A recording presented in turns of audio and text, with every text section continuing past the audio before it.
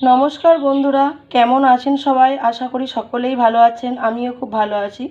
আজকে একটা নতুন রেসিপি নিয়ে এসেছি। আজকে আমার রেসিপি চিংড়ি মাছের মালাইকারি। চিংড়ি মাছের মালাইকারি করার জন্য চিংড়ি মাছটাকে খুব ভালো করে ধুয়ে নিতে হবে। চিংড়ি মাছের মাথায় কিন্তু অনেক নোংরা থাকে। ওই নোংরাটা পরিষ্কার করে পিঠের দিকে একটা কালো শিরা থাকে, ওই শিরাটাও আমি ভালো করে পরিষ্কার করে ধুয়ে নিয়েছি। এর মধ্যে এখন আমি নুন হলুদ দেব।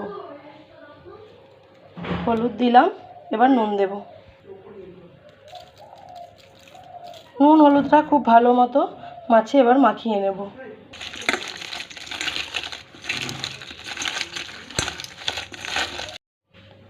এইখানে চিংড়ি মাছটা কিছুক্ষণ নুন হলুদ মাখানো থাক।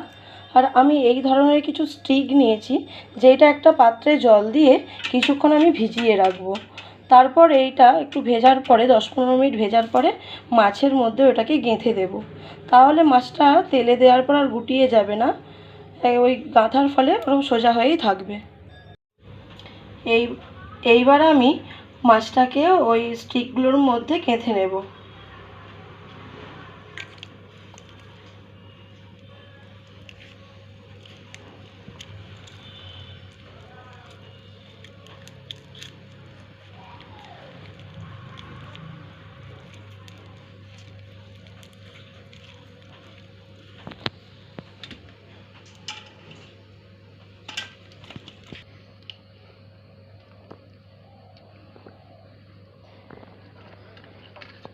এইভাবে সব মাছগুলো আমি এই স্টিকের মধ্যে গেঁথে নিচ্ছি।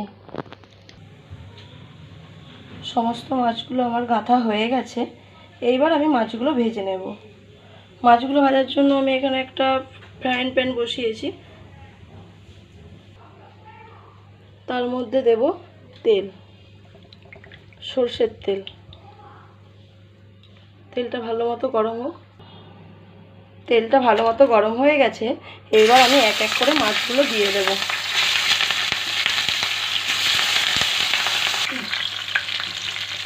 মাছগুলো একবার আমি উল্টে দিয়েছি। উল্টো পিঠটা আরেকবার ভালো করে ভাজা হয়ে যাক, তারপরে তুলে নেব। এদিকে মাছ ভাজা হোক, আর এদিকে আমি একটা মশলা বানিয়ে নিই। এখানে আমি পেঁয়াজ, টমেটো, রসুন, আদা, কাঁচা লঙ্কা, এইটাকে একটা আমি পেস্ট বানিয়ে নেব। মাছটা আমার ভাজা হয়ে গেছে, এবার তুলে নেব।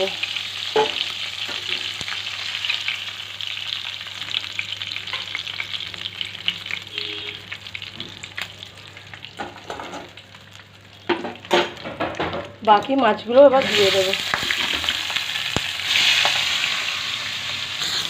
দেখুন বন্ধুরা, এই স্টিকগুলো গেঁথে দেওয়ার ফলে মাছগুলো কিন্তু একটুও গুটিয়ে যায়নি। মাছগুলো একদম লম্বা হয়েই আছে। এই মাছগুলো আমার ভাজা হয়ে গেছে, তুলে নেব।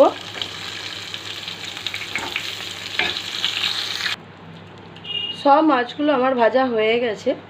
এবার আমি মালাইকারিটা করব।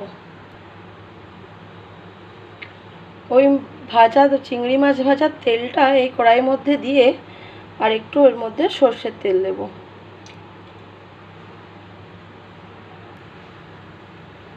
এবার দিলাম কুচানো পেঁয়াজ।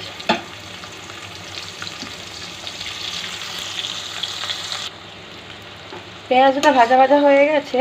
এবার যেই মশলাটা করেছিলাম, আদা, রসুন, পেঁয়াজ, কাঁচা লঙ্কা, টমেটো, ওই পেস্টটা এর মধ্যে এবার দিয়ে দেব।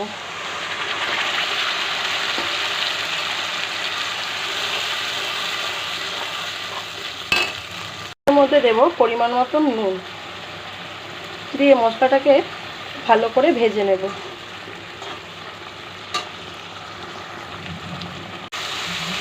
দেখুন বন্ধুরা, মশলাটা ভালো করে কষানো হয়ে গেছে, ভাজা ভাজা হয়ে গেছে, সাইড থেকে তেলও ছেড়ে দিয়েছে। এর মধ্যে আমি দেব গুঁড়ো মশলা।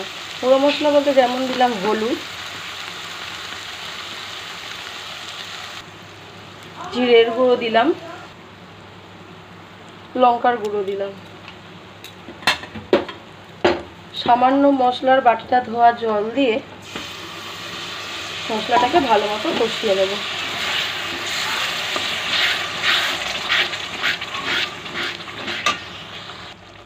স্বাদ অনুযায়ী লবণ দেব।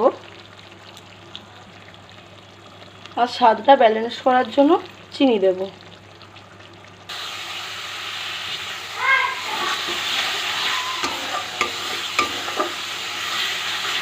মশলাটা ভালো মতো কষানো হয়ে গেছে, সাইড থেকে তেল ছেড়ে দিয়েছে। এইবার আমি পরিমাণ মতো জলটা দিয়ে দেব।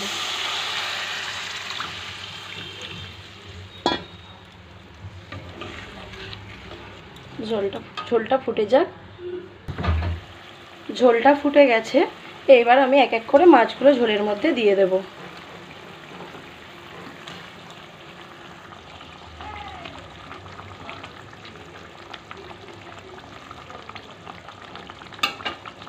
ঝোলটা ফুটুক। এখন আমি একটা কোকোনাট মিল্ক নিয়ে নিয়েছি, এটা বাজার থেকে কিনে নিয়ে এসেছি। এই কোকোনাট মিল্কটা আমি জলে গুলে রাখবো।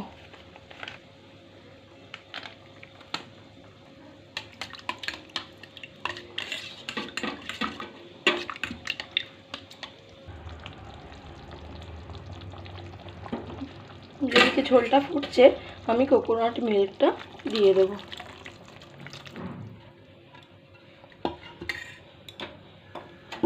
কোকোনাট মিল্কটা দিয়ে আমি মিনিট 5 মতো হতে দেব। দেখুন বন্ধুরা, কোকোনাট মিল্কটা দেওয়ার পরে 5-7 মিনিট হয়ে গেছে। এরপর আমি এর মধ্যে গরম মশলাটা দিয়ে